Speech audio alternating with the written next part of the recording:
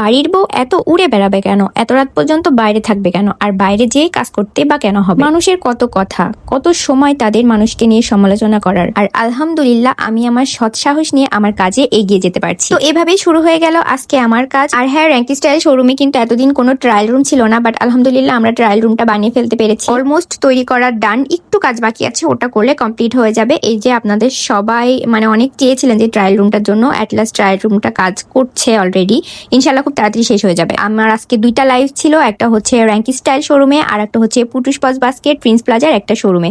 দেন আমি একটা লাইভ শেষ করে র্যাঙ্কি স্টাইল শোরুমে আসলাম কিছু নতুন ড্রেস কালেকশন এসেছে ওগুলো দেখানোর জন্য। দেন আমার লাইভ শেষে আমার হাজবেন্ড আমার জন্য নাস্তা নিয়ে আসলো, কারণ আমার অনেক বেশি ক্ষুধা লেগে গেছিল। দেন আমরা দুইজন একসাথে নাস্তা করলাম, গল্প করলাম অনেক, সারাদিন কি কি হলো। নাস্তা শেষে সে আমাকে রিক্সায় তুলে দিল, আমি বাসায় চলে আসলাম সুন্দর রাতের চুয়াডাঙ্গা দেখতে দেখতে। এর থেকে ভালো আর কি হতে পারে? হ্যাঁ, এর থেকে ভালো হতো আপনাদের ভাইয়া যদি আমার পাশে থাকতো রিক্সায়, বাট ও তোর কাজে আছে যার জন্য আমার সাথে আসতে পারলো না। আমার একাই বাসায় ফিরতে হলো। বাসায় ফিরতে ফিরতে আমার অলমোস্ট 9টার বেশি বেজে গিয়েছিল। সো ব্যাপার না, আমি অনেক ফ্রি ভাবে আমার কাজগুলো করতে পারছি, এটা আলহামদুলিল্লাহ।